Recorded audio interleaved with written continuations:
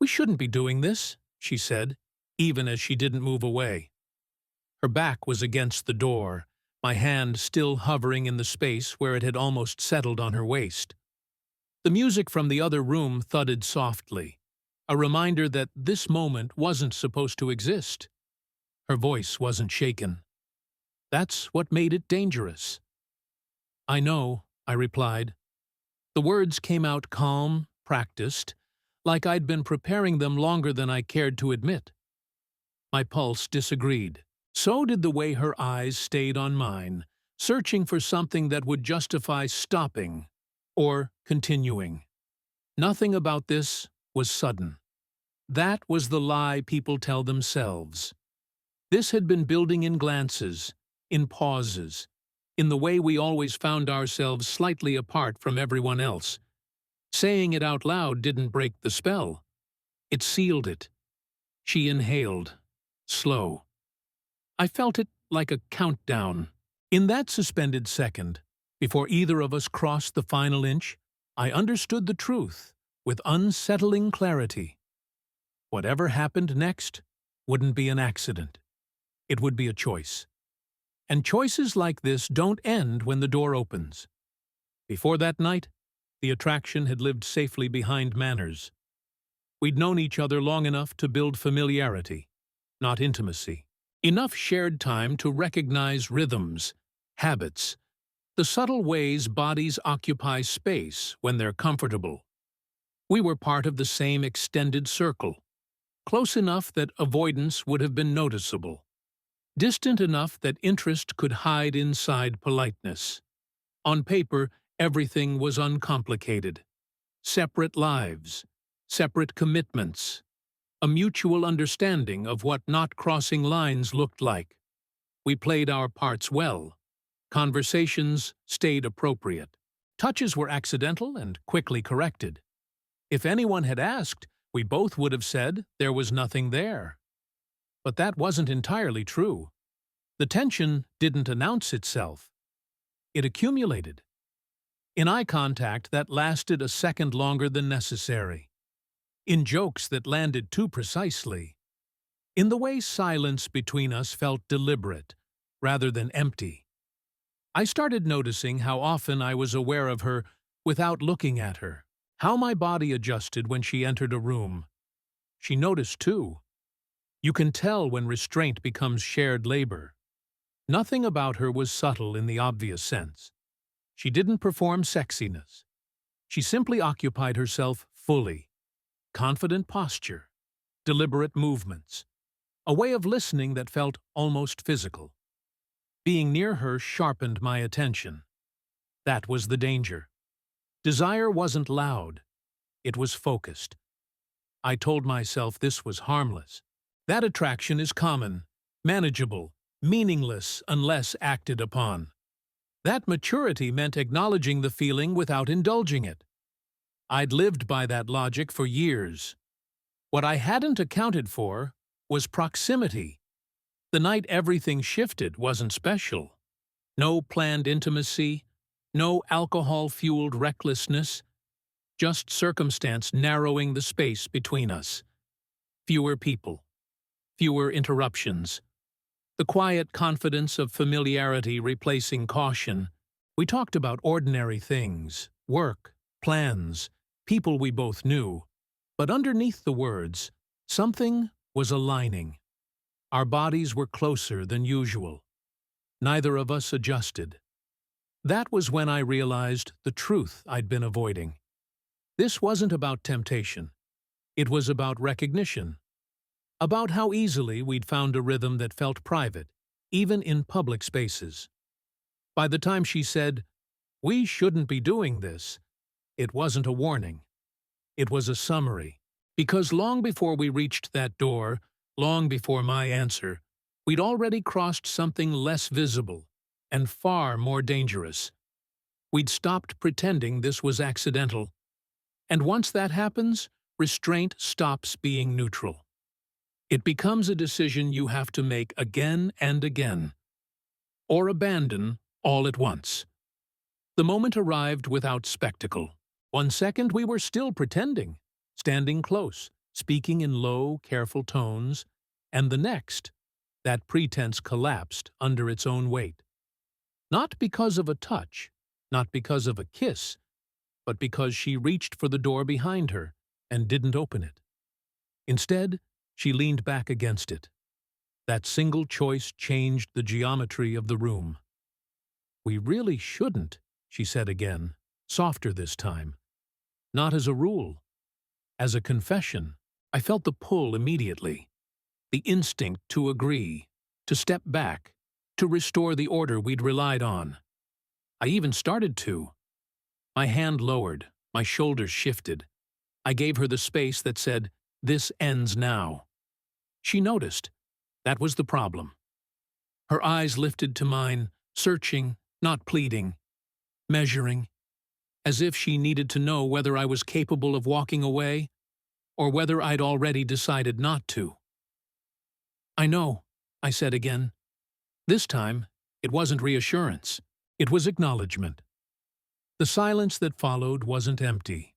It was dense, electric. I could feel my own restraint thinning, not slipping, but being consciously set aside. That distinction mattered. Accidents absolve you. Decisions don't. She exhaled slowly. Her fingers brushed my wrist. Not a grab, not an invitation. A question. I didn't answer with words. I answered by not moving away. That was the incident, not the closeness that followed, not the heat that rose between us. The true crossing happened right there. In the second, I chose presence over escape, honesty over safety.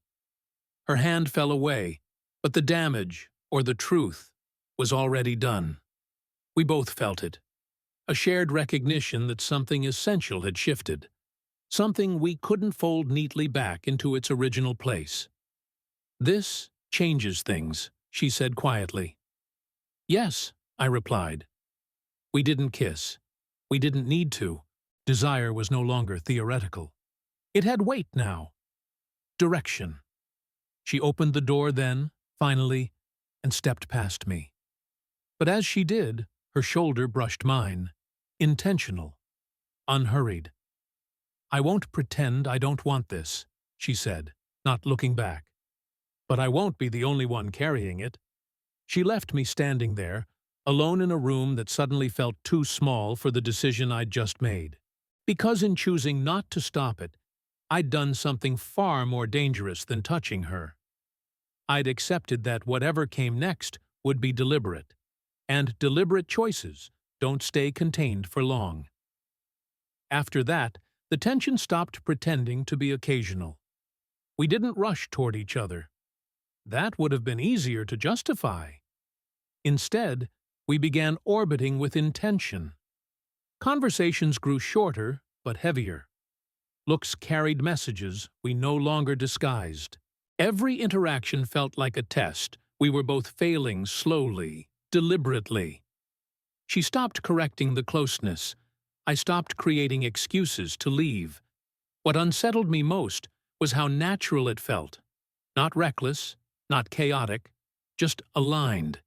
As if we'd slipped into a rhythm that had been waiting quietly beneath the surface all along. That familiarity made the situation more dangerous, not less.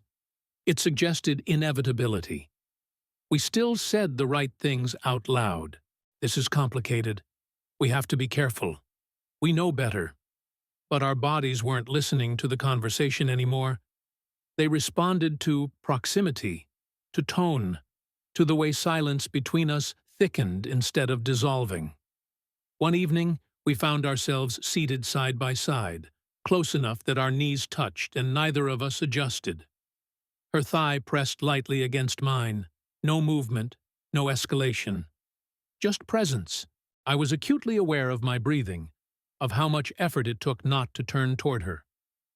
"You feel it too," she said quietly. Not a question. "Yes." That admission cracked something open. Not desire. That was already there. Responsibility. Once named, it demanded response. From then on, every decision carried weight. where we sat, how long we stayed, whether we lingered after others left. I began noticing how often I structured my day around the possibility of seeing her, and how rarely I questioned that choice. She became bolder in small ways, holding my gaze longer, lowering her voice when she spoke to me, standing close enough that moving away would have been noticeable. She never touched me without reason, but she made reasons easy to find. The restraint started to feel performative, something we were maintaining for appearances rather than conviction. One night, as we stood near a window, city lights spilling across her face, she said, almost to herself, "I don't like who I'm becoming around this." I understood what she meant. Not reckless, not careless, but honest in a way that threatened the structures we both lived inside. "I don't either," I said, "and I don't know how to stop without losing something." She turned to me then, fully, close, unshielded. "That's the problem," she replied. "We're already losing something. The only question is what?" From that point on, the escalation wasn't about closeness anymore. It was about time, about how long we could keep acknowledging the pull without acting on it, about how much tension a decision can carry before it demands release, about how pretending not to know where something is heading doesn't actually slow it down. I realized then that we weren't standing at the edge of a mistake. We were standing in the middle of a choice we kept delaying. And delay, I was learning, has consequences of its own. The breaking point came quietly, which somehow made it louder. We were alone again, the space between us reduced to something deliberate. No one else nearby. No interruptions left to blame. She stood facing me, arms crossed, not defensively, but as if holding herself in place. "I can't keep circling this," she said. Her voice was steady, but her eyes weren't. "It's turning into something I don't recognize." I felt the truth of that settle in my chest. She wasn't asking me to reassure her. She was asking me to decide. I stepped closer, slow enough that she could have stopped me. She didn't. The air between us tightened, charged with everything we'd been postponing.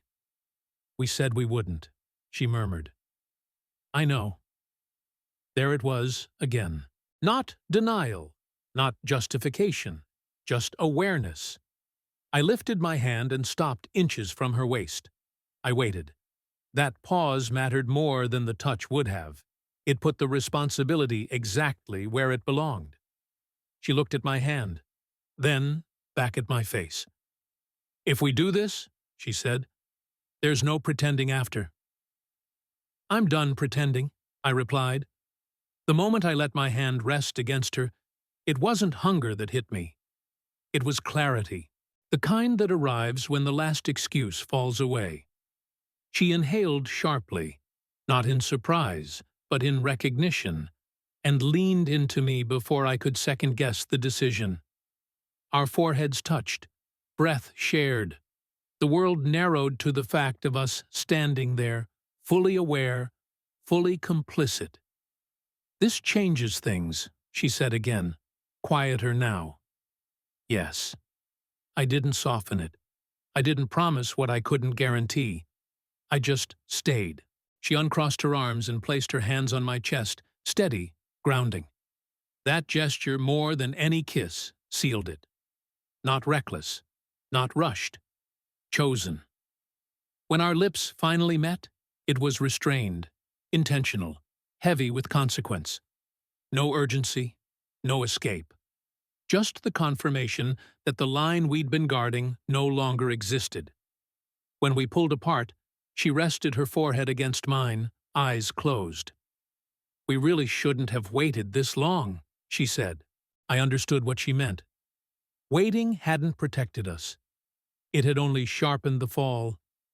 As I held her there, fully present, I knew something had closed behind me. The comfort of ambiguity, the safety of restraint. What lay ahead was uncertain.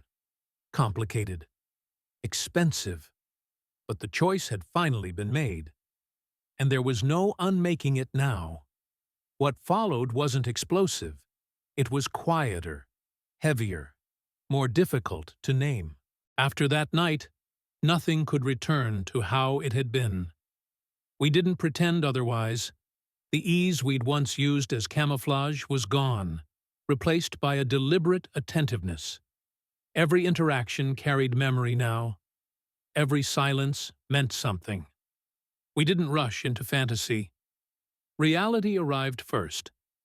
There were mornings after where we barely spoke, not out of regret, but adjustment. The body can decide faster than a life can rearrange itself. I felt that tension daily, the pull toward her, and the awareness of everything that now sat behind that pull, waiting to be reckoned with. She was calmer than I expected. Not euphoric, not afraid, grounded. That steadiness forced me to look at my own reactions more honestly. I couldn't hide behind confusion anymore. I had crossed into clarity, and clarity demands responsibility. There were moments of doubt. Of course there were. Moments when the cost surfaced in quiet ways. Hesitation, restraint, the awareness of eyes we hadn't noticed before. But there was no denial. We spoke when things felt heavy. We stopped when they needed space. That was the difference. What surprised me most was how intimacy changed once secrecy lost its edge. Without tension doing all the work, what remained was choice. Repeated, conscious choice. To stay. To listen. To acknowledge consequence without pretending it negated desire. One evening, weeks later, she leaned against me and said softly, "This didn't ruin anything." She was right. It didn't ruin things. It clarified them. Some connections don't arrive to be easy. They arrive to rearrange you, to expose where you've been living on habit instead of truth. This one did exactly that. I don't tell this story as a victory or a warning, just as a memory of the moment when wanting stopped being hypothetical and became something I had to own. When she said, "We shouldn't be doing this," she wasn't wrong. And when I answered, "I know," I wasn't lying. The difference is that, in the end, knowing didn't stop us.